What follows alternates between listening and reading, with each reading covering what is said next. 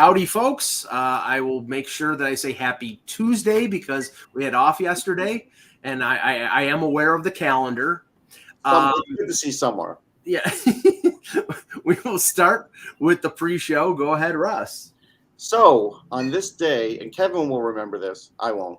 On this day in 1968, the Major League Players Association signed the first basic agreement in the game's history, and the minimum salary was, what do you think, Kev?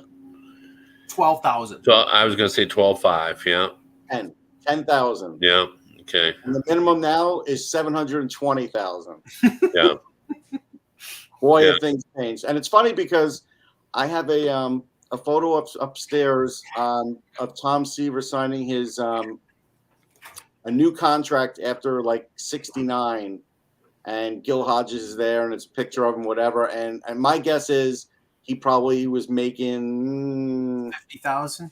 100. No, they didn't want to pay him 100. No, so he probably was making like between 50 and 60,000 then. Yeah. Well, I mean, it wasn't really all that long ago that players got off-season jobs. Right. So on the baseball cards. Yeah, like you figure out the guys would talk to each other and say, hey, what are you doing in the off season? Is there any room for me? What do you got going? So 80,000. Seaver was getting 80,000, which doubled his salary from 69. So he won a championship, and then he doubled his salary to 80,000. Yeah. So, and if you think about it, the baseball players really didn't have, with a 162 game season, they really didn't have that much off season time, because you go to spring training in February, right? So it was for 3 months. Yeah, no, so yeah, but some of the off season jobs, like a lot of them, car salesman, and sales rep, where you just went in and distribution, I'm an MLB player, buy our products, right? So and on a side note, you guys wouldn't know this, but from off the post, I'm already being asked, will I use the horn on Mike? I will not. That was a random thing, and I'll tell you what happened. So on the show, we had about 6 minutes to go in the show, and I said, Mike, you can't filibuster here, but here's some time to talk about the Leafs. And when he went over that allotted time, I found this really loud horn on YouTube, and I sounded it because it's like we had time constraints. And so now people are expecting me to do it all the time, and I'm not. Well, first of all, there was no clock in the background, so I didn't know when the time ran out. You didn't need a clock, Mike. Well, and second of all, I'm just going to talk through the goddamn horn.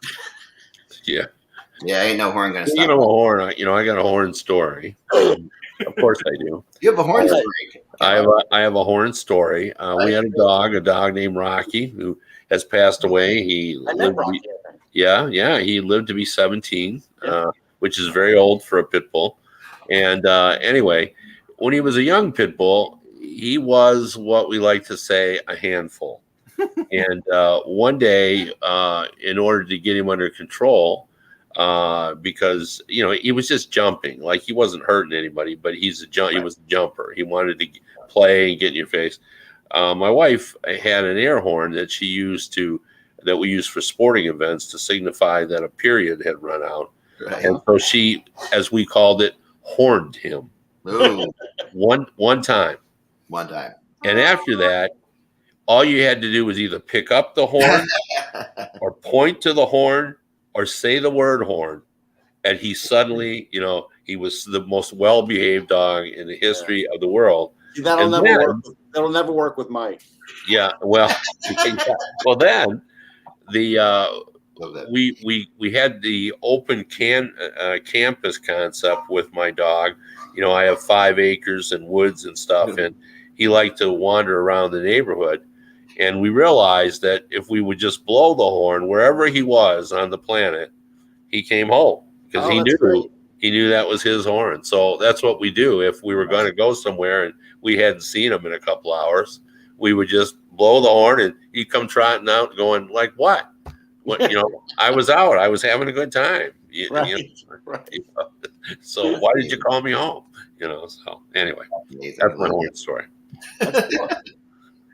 I love that. Yes, we can't train Mike the same way. Yeah. No, he's going to talk right through it. He just said he would. So Yeah, talk right through it. I know. We had our Bert the dog. You guys might remember Bert the dog, our predictor from way back when. We would sleep him in a crate next to our bed at night. Cover it with a blanket. This is what we were told to do, and he would start barking, and then we would ignore it, just ignore the barking, ignore the barking. But one night I just got totally frustrated. I threw a shoe at the cage, middle of the night, 3 a.m. I just took through, never barked one more time in that cage the rest of his life. yeah, I'll bet. Yeah. Well, we just over the weekend. We don't have a dog anymore, but we take friends' dogs. We watch their dogs, and we had our 3-legged pit bull who barked on the show. Right. That's right. Last weekend. That's great. 3-legged pit bull. Wow. Yep. That's awesome. All right, guys, here we go. February 21st, we'll say. Hello, Hockey World. It is Tuesday, February 21st, 2023. 2023. I'm Michael Agello. I'm Russ Cohen from Sportsology. Clearly, Mike's acting weird now. Kevin Allen. And I'm Eklund. You're watching HockeyBuzzcast on HockeyBuzz.com. It's the podcast that comes in Monday through Friday to fill you in on the comings and goings in the hockey world. And what did he say? I from the hotel salon. No, my hair. What's going on with my hair is I just was running outside to get inside. So this is what happens when it gets caught in the wind. It's pretty funny. Looks better though. Anyway, at least I'm not using that really weird camera this week that I was using last week. Yeah, that camera was bad. It distorted my face in all kinds of odd ways. Let's talk about the Islanders, Mike and Russ. No. Well, let's expand now. Let's talk about that whole race. Yes, let's go. This morning I wrote about it, and I talked about how the Red Wings are about to tonight to start running the gauntlet, because for those who don't know, there are 7 teams, all within 5 points, for 2 wild card spots. Now everything else is settled, in my opinion, but these 2 wild card spots, and my comparison is it's the run with the Bulls in Pabloma, that everybody you got to run with the Bulls if you want to try to win this, because somebody's winning every night. That's the way the Red Wings thing. It says a couple of these teams are going to win every night, so you got to keep winning. And the New York Islanders, as I think Eck was about to point out, have gone 6-2-2 in their last 10, and have managed to at least squeeze back out of the darkness, and are now sitting in the number 1 spot. They don't have a very big lead, but that's the way this is going to be the rest of the time. So, well, in honor of X column today, I had to resurrect something from last year. Well, jeez. Look at the screen. Because I'm sorry. I'm okay. I apologize. I keep looking over here. I'm getting texts from people about Gavrikov, so I might come in at any point about that. So okay. The Island. When we looked at the Islanders' schedule a week or a week and a half ago, we said that the 2 key games were the games head to head against Pittsburgh, and they won both of them. But in the interim, they are only 2 points ahead of Pittsburgh. Pittsburgh has 4 games in hand. They are 5 points ahead of the Sabres. The Sabres have 6 games in hand. So I'm sorry. I know games in hand, they're not going to win all 6 in team, but like if I'm betting right now, I'm betting Detroit, I'm betting Florida, I'm betting Buffalo over the Islanders, and I'm betting Pittsburgh over the Islanders. I don't know why I'd be betting Florida over the Islanders exactly. Florida's awesome. Because I think Florida is a better team in terms of score. Like the only area where I think Florida is not as good as the Islanders is in goal, because Bobrovsky and Knight are not as good as Sorokin. Yeah. And if Sorokin does what he did yesterday, then Eck is right. If he makes 44 saves every game and stands on his head, then they have a chance. But without Barzal, which is a catastrophic loss for them, because this is a team that can't score consistently, and now your best or second best forward is out week to week. And Kev, the way it sounds like he's going to be out probably until mid to late March. So you're talking about probably at least a month. I mean, yeah. I think that's a catastrophic loss for this team, and I don't think they can continue to play the way that they're playing right now. Yeah, I mean, I went and looked up their advanced stats and in particular their goaltending and their first in shutouts. There's 6 shutouts. Nobody's close to that. Right. And their team save percentage is 4th comparison. That's a pretty significant. But if you factor in the games in hand, you got to sort of view them, and you don't know exactly how it'll work, but they're probably 4 points out. That's the way I would look at it, at 1.25 per game. So, anytime somebody blows one where they should be picking up a point, then they gain in that ground. So they're in the mix. Yes. That's the thing. They're certainly in the mix. They're not out of it. It's not over. If the Islanders goaltending and defensive play holds up, they're going to be right in it to the very end. But I wouldn't want to rule out any of these teams. Like, you just don't know. I think, we got 7 weeks to go. And I remember Ken Holland used to talk to me about, 10-game increments. And if you want to stay ahead of the pack in these situations, you got to win 7 or 8, because at least half are going to win 5 or 6. Mm-hmm. And I think that's the way you've got to look at it. So, and there's 20, I think they got 22 games left. The Islanders do. Everyone else has between 25 and 28, something like that. So, you just got to keep winning. That's the bottom line. Now, no, let's hot spot right now, and that's fine. Ovechkin wasn't around for Washington. Now he's coming back. There's all these games in hand. Sorokin's not going to shut every team out for the rest of the season. Let me know when there's 10 games left, because I still don't believe they'll do it. Well, let's extrapolate.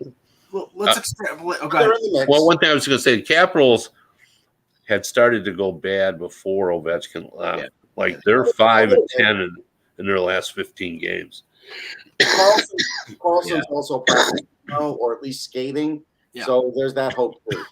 But let's extrapolate from the Islanders' point to the other point, which was Kane that Eck mentioned in his blog, because there was a lot of hesitancy going into the week about Kane and his how desirable he was based on how he played, and then on the weekend he scored 5 goals. I think he heard those. I think he might have heard those things. Well, yeah, I'm sure he's a bit motivated, but the thing is, I seriously doubt, and I said this to Russ when we talked before the show, with what is the Islanders trading for Patrick Kane? Because Wallstrom a first and a second, they would have. They don't have the cap. They don't have the. Okay, unless Barzal's out for the rest of the year, they don't have the cap space. Well, that's where they would get the cap space. Yeah, he could be out for the rest of the year. If they could make him out for the rest of the year, they wanted to. Yeah. But again, it would be lunacy for them to do it, because I watched Kane and those goals,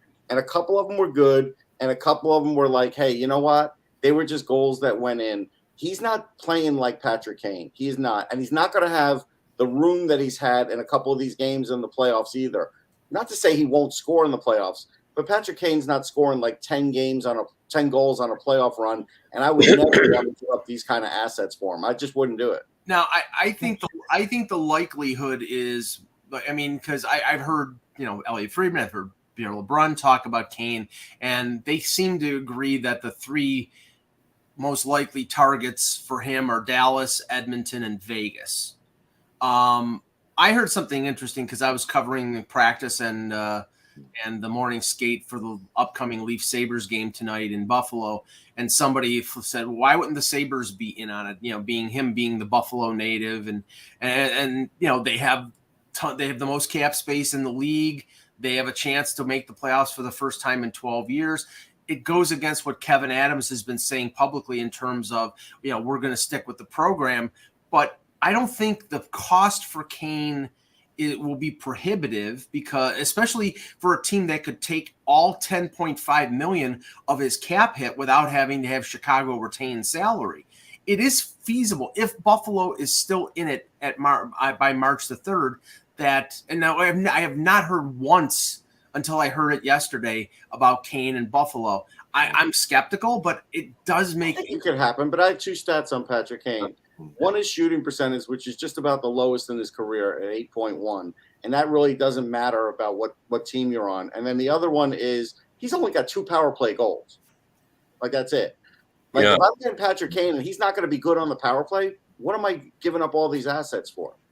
Well, but he's scoring at even strength. That's how you make hay. So limiting also the fact that he's playing in meaningless games so often. Like, I wouldn't argue with Russ about that. He's not the same player he was. He's not, and I don't know how much he can help the New York Islanders either. I'm with him on that, but I still want Patrick Kane on my team if you're trying to win. Cup. If the price is right, I'll take him.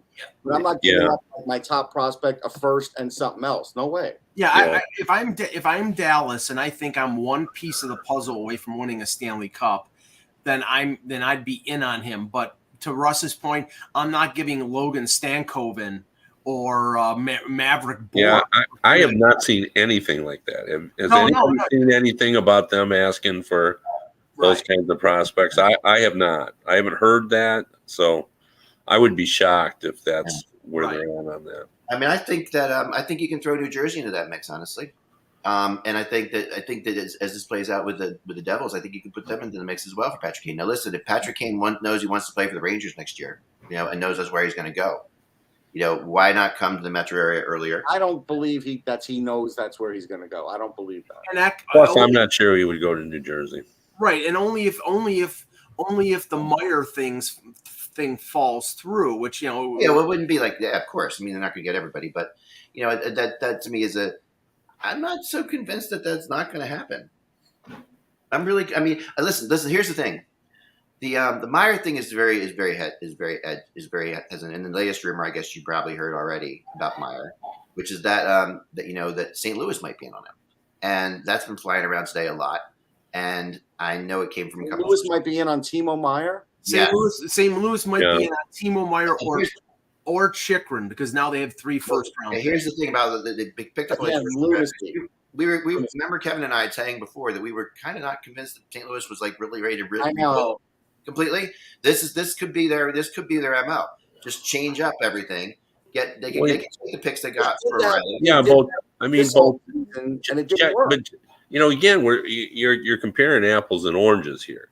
There are people who are trying to win it all or get in the playoffs, and then there are people who are trying to acquire, players like Chychrun and Meyer as for the next 4 or 5 years. I'm going to, build up my team. Like, to me, that makes sense for them. I'll ask you this: if I'm going to do that, I have to be able to believe I can win a cup, and I don't think St. Louis is in a position to win a cup. You don't have to believe you're going to win a cup now. Not now, even next year. No, but they're not that far off. Russ, I mean, they're not that bad. They're far off. I think. Well, they're in the same age grouping with the their top players they've got remaining, right? Thomas and Kyrou and all that. I mean, to me, it makes perfect sense. I mean, you're not thinking that Chychrun's going to leave you after the next 2 years. Just put the Flex Seal on a sinking boat. That's what they're doing. Yeah, I think their biggest issue is their goaltending, honestly, and I think that St. Louis needs to figure that out. And how are they going to upgrade that? It's a good question. There are some free agents this summer. Well, should they just raise their hands and give up, Russ? No. They should have a cohesive plan. All has St. Louis's playoff team this year, Russ. They need a plan. They no longer have a plan, and you could see that they don't have a plan. Everything we're hearing out of St. Louis right now seems to be chaotic because, of course, let me finish. And we'll talk about the O'Reilly deal in a minute. But okay, so they trade Tarasenko, they get a first-round pick. They trade O'Reilly, they get another first-round pick. Supposedly, Barbashev might have been in the deal with Toronto, but now he's going to be traded separately because they might be able to get a conditional one with him. So that would be 4 first-round picks, not guaranteed in the same draft. Now they're talking about flipping those picks in a deal for Chychrun or flipping them in a deal for Timo Meyer or trading Torrey Krug or trading Colton Parayko. It seems a little chaotic. I'm sorry. But let me try to apply some logic to it. What I've heard, I think it's other people speculating as much because I don't think Doug Armstrong has told anybody anything. Right. But their thought is is they were so happy to get rid of Tarasenko just because it's been problematic. Fine. So that was just a removal. They were happy with that return. They thought O'Reilly was on his way down.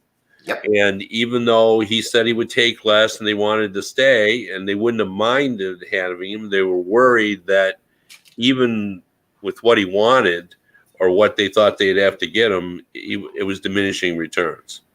So they just said, let's move O'Reilly and then let's try to get better. And the way to get better is they were trying to get in on Chychrun, which they think could really help their defense, give them a type of defenseman that they're lacking.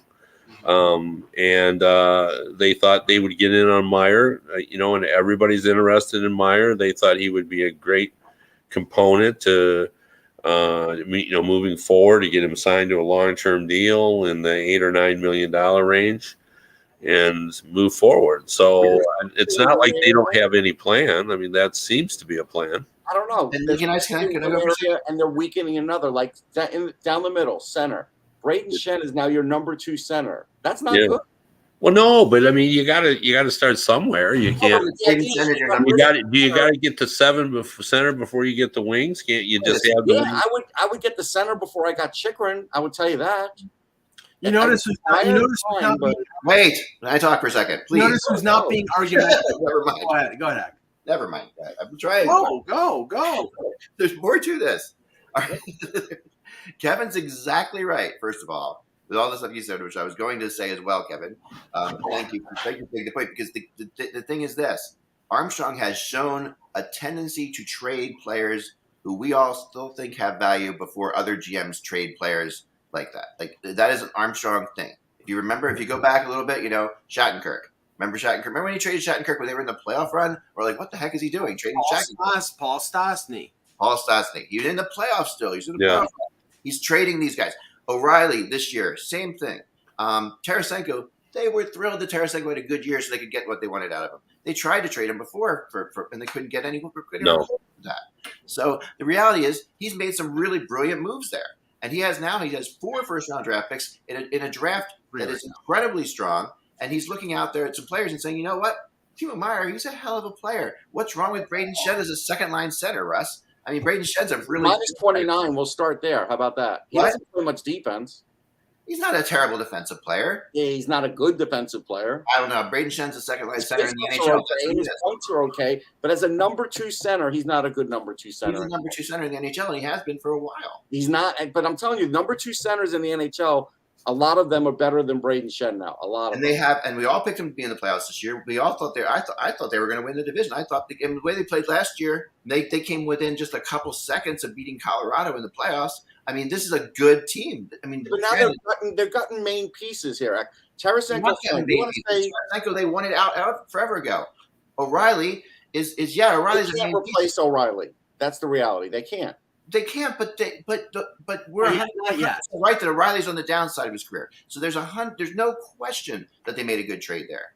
I mean, and if they can turn those trades into Meyer or Chychrun, who are younger, better versions of those players they got rid of, they're ahead. I don't think they're ahead. They're not going to be ahead on the cap. I can tell you that. I mean, they're apparently they're an organization that doesn't like other organizations doesn't want to go into a rebuild, so they're going to try to do a quick reset, retool, and flip, and get as many draft picks as possible, then flip them for players that are in, and that's fine. If that's going to rebuild, like Kevin said, their key players are at the right age. They shouldn't be. They could be in. There's been chatter over the weekend that Vancouver might be willing to trade JT Miller. They could be in on JT Miller. There's your number 2 center. But I'll just say this: the money for that. Who else has 4 first-round draft picks? Russ, they just cleared $7.5 million in O'Reilly. Yeah, but he makes 9, and you're going to either get Chychrun or Meyer. Meyer's going to make 9. No, you're not going to get all 3 of them. You're probably going to get 1 or maybe 2. Well, if they get 2, I'd like to see him fit him. No, honestly, I wouldn't. Well, Chychrun's making 4 point something. Yeah, that's true. He's under contract for 2 more years. Just traded away 2 huge contracts, Russ. One of them was expiring, so you didn't. He wasn't going to be. Both of them were expiring. Yeah, all 3 of them were expiring. That doesn't really help. When you trade away a guy like O'Reilly, who's an expiring contract, O'Reilly's an incredibly popular player there. You know what I mean? And they go into next summer, and if they think O'Reilly's not at the top of his game, that becomes a really bad situation. Because if they want to sit there and say, "Don't you agree, Kev?" I mean, they could sit there and say, "Okay, we're not going to give him as much as he wants to get. He's going to want more. Fans are going to say he's O'Reilly. We got to keep him." You know, they eliminate that by doing this, and they really it was a huge thing. I think it was a great move. Well, for them in the position that they're in right now, it was a great move because they were clearly not going to re-sign him or not re-sign him for. Oh, that's a good move. But it was an equally great move for Toronto because they needed, and right now, and we were in the scrum today and we were talking with Sheldon Keefe, and right now they're going to keep O'Reilly as the second line center and move Tavares to the wing. But eventually, I'm fairly convinced they're going to put O'Reilly as the third line center, Tavares as the second line center, especially when you come up against Tampa or Boston with the three centers that they have. It makes no sense to stack two centers on one line. Also, Mike, don't you think O'Reilly and Tavares, they're neither of them, they're both incredibly talented, but neither is like really fleet of foot. You know what I mean? So I agree. You don't want two slow players on the line together like that. Agreed. So, but the one thing, and Russ and I talked about this on Off the Post before I was so rudely interrupted by a horn. Giving up 4 draft picks for O'Reilly, that's expending a lot of draft capital, and obviously Dubas, he's not going all in the sense that he's going to completely strip mine the organization of all their talent. But he said, I'd rather trade the draft picks than the trade the existing prospects in the pipeline, because we know what those guys are. We don't know what we're going to be getting from the draft picks.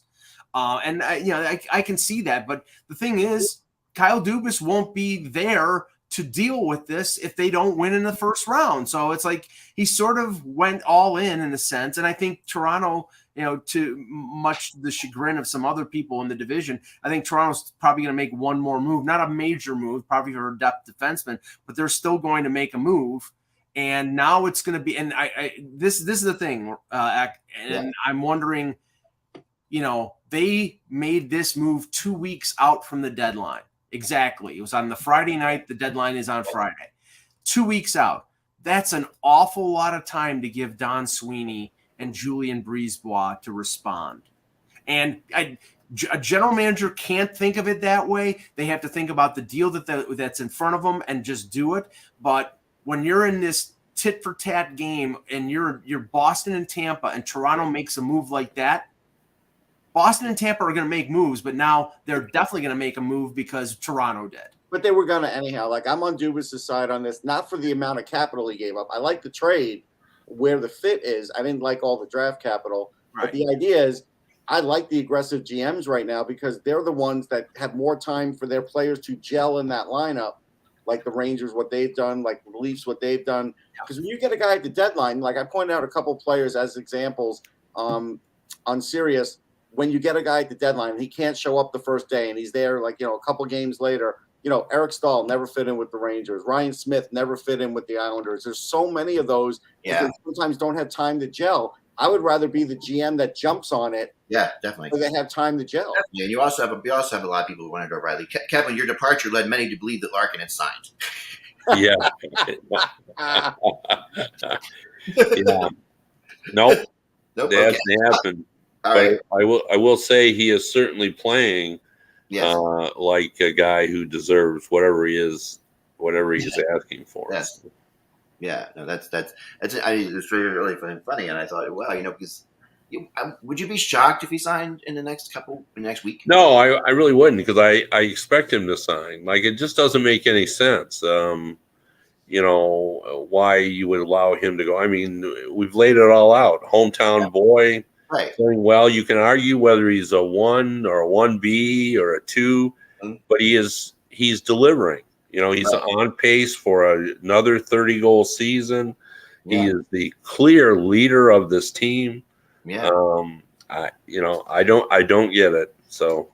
And then, do you think there's any benefit to them signing him before the Red Wings make the playoffs? Like, I mean, because if the Red Wings could sneak into the playoffs here, that even further enhances his value, I would think. Yeah, I would say so. But I think everybody knows where the deal is. Right. Like, I don't think there's any mystery here that, they've been talking about this. Pat Brisson is a skilled agent. Steve Yzerman has been down this path. They know where the deal is, and Yzerman doesn't want to give it to him. And Larkin's not backing down. Yeah.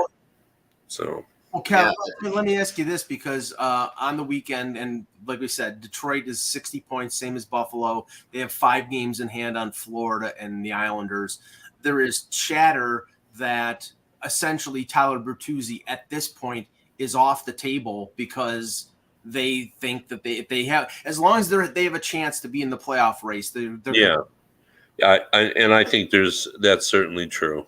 But I think that's only good till March 3rd at 3:00. Right. Yeah. So I don't think for sure, and I think we'll know. I mean, the odds are still against Detroit, making the playoffs. I think, even though they've played, better and well, and they've kind of got it all going on right now. And it's important. I think Yzerman accepts that it's important for the fan base. 6 years. Without the playoffs, and you could tell that he was starting to feel it himself about thinking he was hurting the prospects because he was so aggressive in the off season to make this team better. Yeah. Now they have shown they've been better lately. So he's trying to get in. There's no doubt. I want to interrupt here for a second and say that like I said, I'm texting a couple key sources on this Gavrikov thing over here.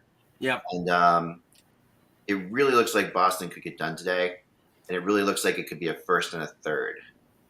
Which is the David Savard. That's the David Savard price. Yeah. That's I'm probably not.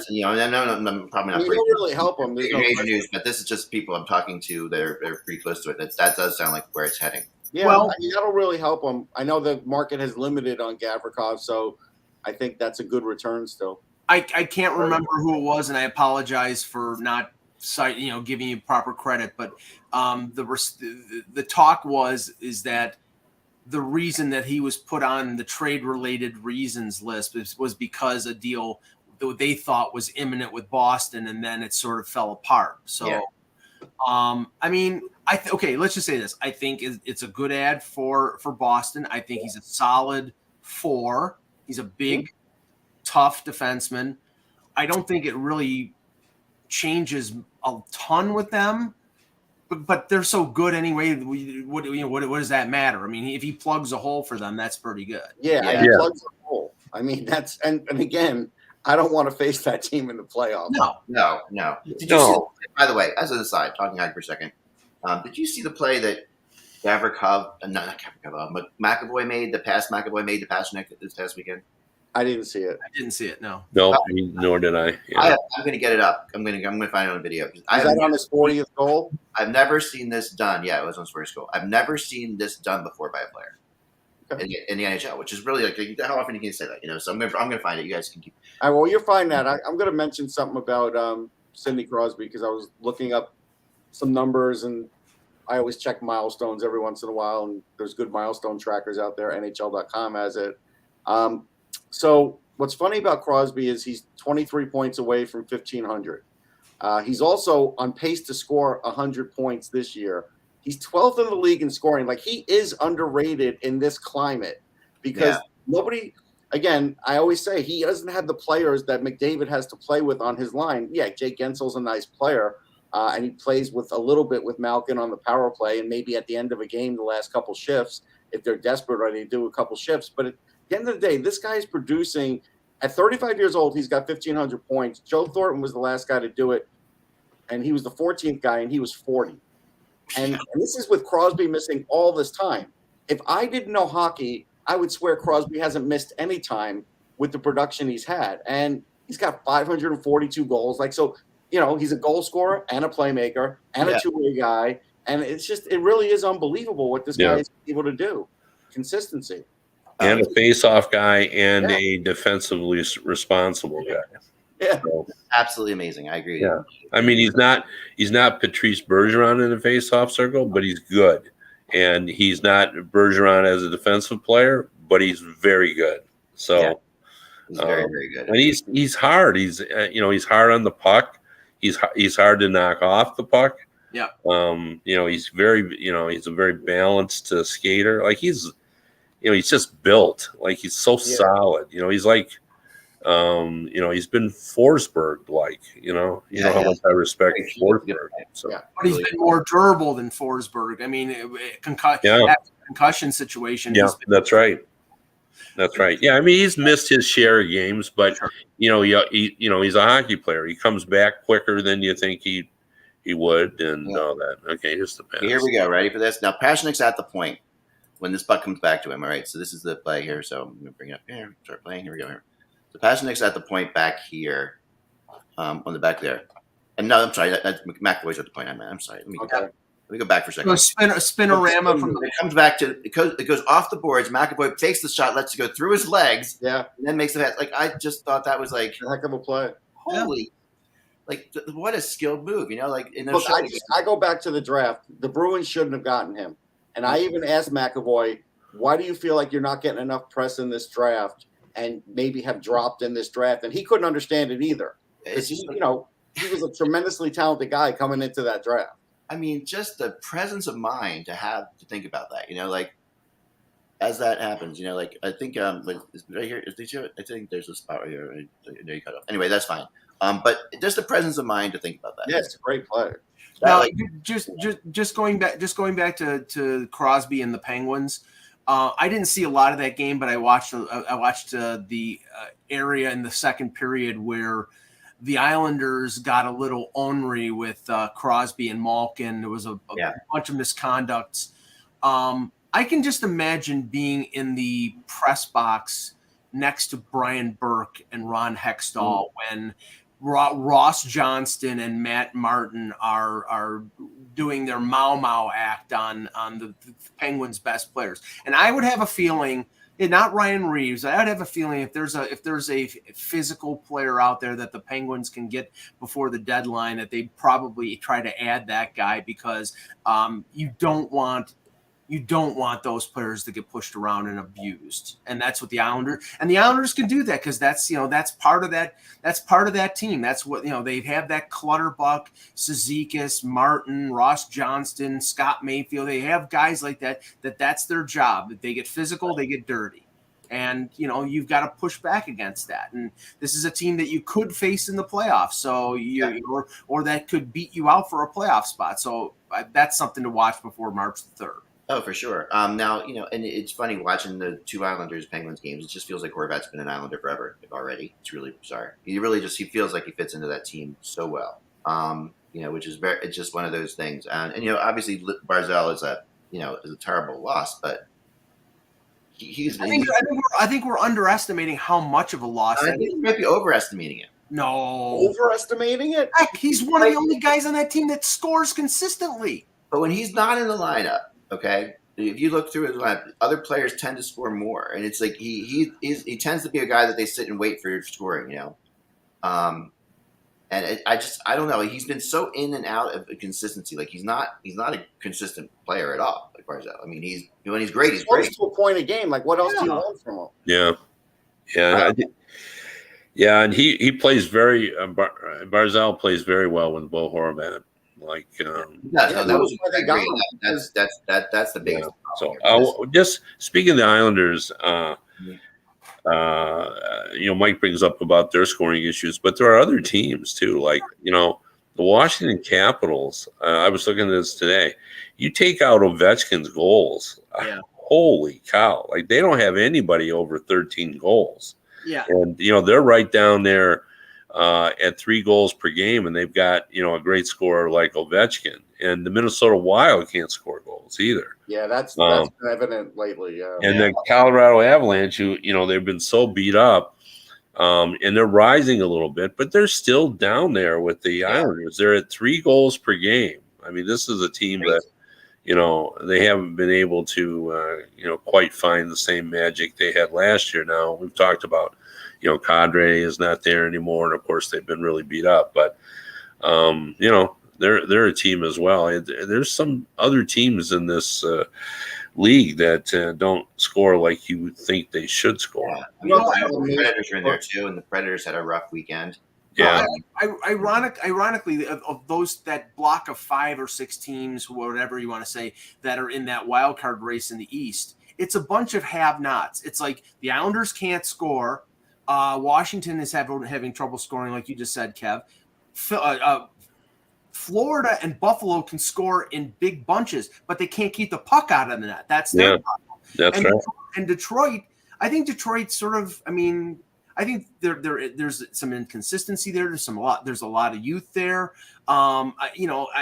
They're not exactly They're not very good 5-on-5. Right. That's their issue. Like when their power plays going, that they're just a little hair above 3 goals per game. But it's their power play on the road for some strange reason is like 3rd. That's sometimes the nervousness of a young team. Sometimes maybe I don't know. Yeah. So I'll tell you what I think. What we're seeing this year, we're seeing a lot like the NBA. There's like 5, like what I would call like super teams in this league. Yeah. And then there's other really good ones, and so like 3 of them are in the East. Like you have the Rangers, Boston, Tampa. Like nobody's going to want to face any one of those 3 teams. Right. And so you have those teams. Then if you want to say Vegas, you probably throw Vegas in there. And then maybe it's up for debate on the 5th. But then after that, there's a drop-off. And it's not a huge drop-off, but there's a drop-off. Well, the bizarre stat, and obviously, like I said, I'm covering the Leafs Sabres game tonight. And the Sabres just came off a 3-game West Coast road swing where they won 2 of the 3 games in California. Right. They're 17-8-2 on the road. For a young team, that's fantastic. Yeah. The problem is they're 11-14-2 at home. Yeah. And, it's sort of working the opposite way. Usually young teams struggle on the road and have success at home. And if you look at their statistics, it's not like their power play is not effective at home or they're giving up more goals. They're just, it's bizarre. They're just not winning where it counts. And now with all these games in hand, they're going to have to win at home to catch up to the Islanders and to Washington and the teams ahead of them. I want to talk really quickly. I'm going to have to go at 3:00. So just wanted to say this real quick. So Russ, about the Travis Stanheim healthy scratching in Calgary. I've talked about him as being a possible, like he's on the trade block. And I really do believe he is. I think there's a chance too. I thought going to Edmonton, I think there's a chance. I think Edmonton is the place that does like him too. And I don't know whether, that would obviously mean that Carlson didn't work out or what have you, but we don't know that yet. But if it's not the case, if he's just a healthy scratch last night, what an unbelievable move by Tortorella. And this is why, because first of all, I don't think he's been a healthy scratch in his career. Secondly, he's playing in Calgary where he's from. He has 20 tickets bought for the game and played for the Calgary Hitmen in June. Like, you're talking about being in Calgary for that game and being benched by your coach. What the hell does that say? I can answer some of it. So the game before was his worst game of the year. It was. Right. He was on the ice for 2 or 3 goals. And I wouldn't have scratched him. I would have just dropped him in the lineup. But Torts knows this is his one opportunity to get maximum carnage out of, for effect, to basically try and get his attention one last time. And so he figured out the worst way to do it, or best way in his mind, and that's it. And then if he doesn't do it, I do think he's going to fall out of favor because he has been up and down and really has not caught on to this system all year. But this is reminiscent of Mike Babcock benching Jason Spezza home in the home opener against Ottawa. And it was purely out of spite. He hadn't even done anything yet with the team. He didn't even play with the team yet. But what do you think of this, Kevin? What do you think of this kind of move? We've seen this before. Jeff Blashill, didn't play Svechnikov when he had a chance to play against his brother. Coaches do these kinds of things. They're well aware of what's going on. They want to send a message, and that's just kind of a tough situation. But that sounds like the John Tortorella that I've known. So it's ballsy, especially to me, it's the pebbles falling on the Roadrunner's head after the anvil with them. That is the fact that it's in Calgary where he played junior hockey. Like that's a low blow. It's 3 years. Is it the Acme Saddle Dome? Yeah, exactly. He plays there once a year. Once a year he plays. It's just like it's crazy. Right. It's like really. I mean, I don't know. Like if I'm a player in that room too. He's a popular guy. Yeah. He's got a long-term deal. He's got a long-term deal. Popular guy. Probably your second best defenseman. After definitely. Your second best defenseman. Yeah, Babcock, as you recall, wasn't going to play Chris Chelios in the outdoor game in Chicago. Right. Can you imagine that? And then when he was told that he had to put him in, he played him one shift? Yeah. So yeah, why? Like, what is the point of that, Kev? Like, this like punishment because he could, I'm in control. That's right. That's what it is. Yeah, no, you're absolutely right, Mike. That's exactly. Now I don't remember this, but Jay in the chat is saying that Torts scratch. I don't think he scratched Morgan Frost against Toronto in Toronto. No, he did. He did. Okay, so yeah, that's the same. Not recently. I think this was like a year ago. Before we go, I wanted to bring this up about Carlson. Yeah. Jim Matheson. I've known Jim hundreds of years, and Jim, of course, was covering the Oilers before they even got to the NHL. He dates the WHA, so he has seen a lot of Oilers hockey, and he wrote a column, which I think is really kind of a fun read, whether you agree with him or not. Right. But he basically said, told Ken Holland, you got to move mountains to try to get Carlson there to play with Connor McDavid. And, with the idea of, this is like coffee getting with, Gretzky, Messier, Anderson, that whole, race track team that they had back in the 80s. And, he just said, we need to see this. I know. So we had Russ and I had Ching Peng on the Off the Post on the weekend. And Russ, am I misrepresenting what he said, that he didn't think it was going to happen because he didn't think Greer was going to retain as much money as Edmonton wanted him to retain. Now, if there's some flexibility there that they can make it happen, then okay. But it sounded to me like Sheng thought it was more of a summer move than it would be before the deadline. Yeah. Well, again, they don't have to move Carlson. There's reasons actually not to move him.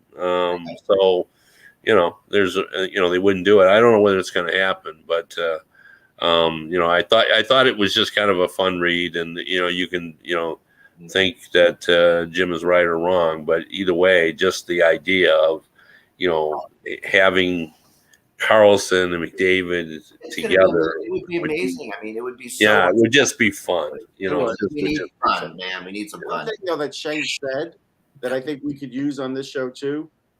He talked about Alexander Barabanov, and he'd probably be a good fit in Washington because he's a terrific assist guy, but he also could score. He's having a good year, and they need another kind of guy like that to really help our offense. It wouldn't shock me if they looked at him. And his salary is about a little over $2 million. Why don't we finish off with this, because the news came out over the weekend about Jonathan Taves, long COVID, and him not being traded before the deadline, which is a shame because I think, I think if he was healthy, I think he could have made a difference to a team like a Colorado who had been rumored.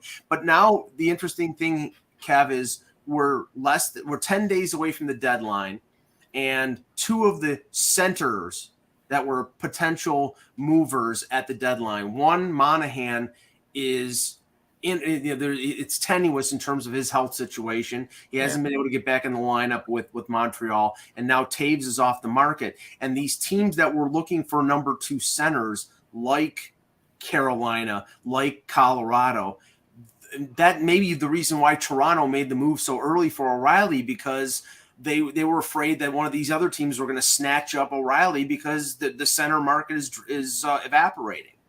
Yeah, to take that even further, one of the things that I had talked about before is being told by a general manager, if you add up all the available talent, someone's going to be left without a chair because it wasn't enough cap space. Well, that's changing too, because Meyer might not get dealt, Carlson may not get dealt, and we have these other two players. Taves isn't going to be dealt now, so. Yeah. Now all of a sudden, I think there were some GMs that were kind of waiting, hoping they could get a deal at the end. Well, I'm not sure those deals will be there. Yeah. No, I agree, and I think that's why I think we're seeing a lot of early moves, and hopefully we have some moves left by March 3rd. That's where I'm thinking now, because it really this is starting to accelerate a little bit, and you really could see a lot. I think once Gavrikov goes, I think Chychrun will follow pretty quickly after that. And that's going to really be mercifully. Yeah.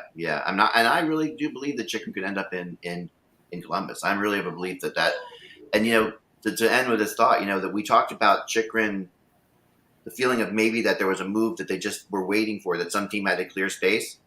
That could be Columbus doing this, or it could be St. Louis doing what they did with O'Reilly and Tarasenko. So it's like both of those are moves, that had to happen before Chychrun could be gotten, right? Well, so both of those are possible. The talk was involving Columbus was that Columbus was trying to make the Gavrikov move, and if it's a 1 and 3, then the 1 and the 3 would be flipped as part of the deal to Arizona for Chychrun. Right, and that's what would happen. Well, the only thing that sounds alarm bells about how Chychrun isn't going to St. Louis is that whatever salary cap problems the Blues have, it's caused by the fact they've got, a cast of thousands on the blue line signed up long term. Right.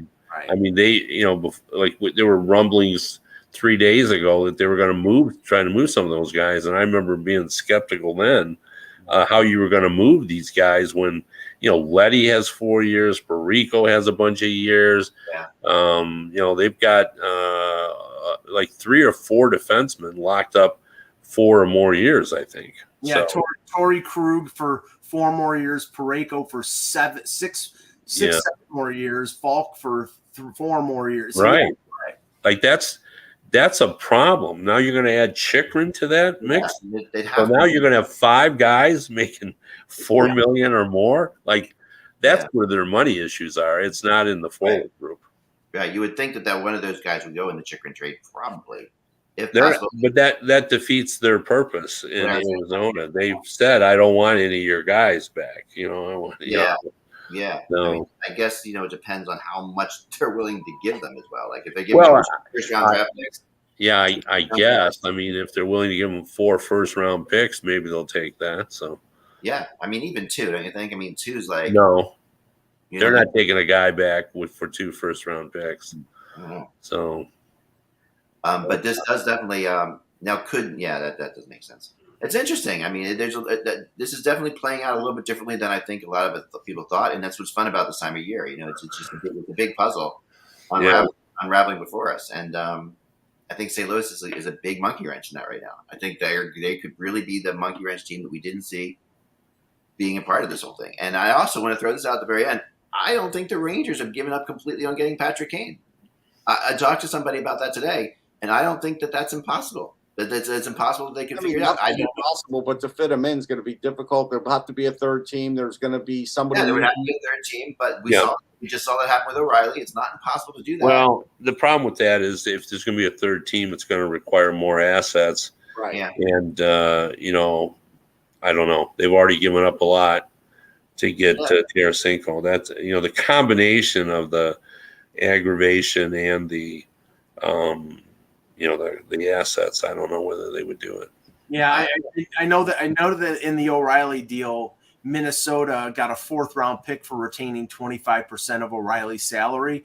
But if you peel back that, it was only $75,000 in real money. It was $1.8 million in a cap hit, but it was only $75,000 in salary. So that's the reason why they only paid a 4th round pick. If you're talking about Kane, it's I think his real money is close to the $10 million that he was paying. It is, yeah. Yeah, so that's a significant. You're probably gonna have to pay at least. Anybody else said that Minnesota would be the last team in the world that would take on any cap hit at all? Yeah, but it was only this year, and it as Mike said, it's only 75,000. Right. I know it was a surprising team to be involved in that though. And I think that's just Bill Guerin doing his homework and doing some smart little moves in there. Sure. To make that happen. We only saw that happen. We saw Florida take a player last year, Florida act as a third team last year. We saw, and I think we can still see other teams. I don't know. The Rangers, just talking to people today, I talked to somebody who was like, "Oh, we're not convinced." Who was in on Patrick Kane, and they said, "I'm not convinced the Rangers are done with him." They said when they talk to people, they say the Rangers are still talking to them. It's definitely still happening. The name that is starting to get mentioned, and this is somebody we're going to have to track before March the 3rd for all these teams that may need some goaltending help, is Korpisalo. He's played well of late. Yes. And the $1.3 million cap hit makes him very, very desirable. Vegas, I was told. Very, very high on Korpisalo right now. That makes a ton of sense. Yeah, I mean, there's no risk. Like I don't. I'm going to sound like Russ here, but I don't much like Korpisalo as a goalie. But for 1.3, why? And he's had a better year. He's had a decent year. Yeah. No, yeah. And I like him only for that 1-5 overtime game, and I know that's ridiculous. But this is what the thing about that is. It's like, when you see a goalie that can put up with the pressure of that kind of a situation and play as well as he did throughout those 5 overtimes against a team like Tampa. Leaf fans remember him from the playoffs. He's a good goaltender. He has the ability to step up in the playoffs, and that's what Vegas needs. Vegas needs a guy who can step up in the playoffs. So that's to me, that's it. And that's fair. That's fair. I also think the Penguins are going to make a move very quickly. I think the Penguins are the next one we have to look out for as well. They're going to let's talk about that for 2 seconds because their fans are so mad at Ron Hextall right now about not doing anything that you would think that that's what's going to happen. But, man, they are all over him. He was trending again on Twitter today. If anything, Hextall takes that and doesn't do it. Let me just throw this out there for the panel because are the Penguins even fixable? I mean, has anybody watched them lately? They just seem a mess. They're a mess, but the thing is, I think the feeling is when Jarry gets in there more, like he's in there now, he didn't have his best game, but if he gets a little bit on a roll, then maybe they're fixable. I think that's what they're hoping. Yeah, it's possible, but they are always on the edge of being a mess or being great. Like that's true. I mean, I can't lie. You look at them at times; they're like, they could just beat anybody. When they play well, they win like 10 games in a row every year. It seems like, right? But then there's like the periods when they look like they're the worst team in the league. They win 5 in a row now. They're back in the first wild card spot, and everything looks good. I know, right? Yeah. It's crazy. All right, I gotta go, guys. But okay. Can we end it here, or you want to? Let's end it here. All right, guys. Remember, without the buzz, it is just hockey. Thanks so much for joining us today. We will see you again at some point soon. Tomorrow. See you tomorrow. Sorry.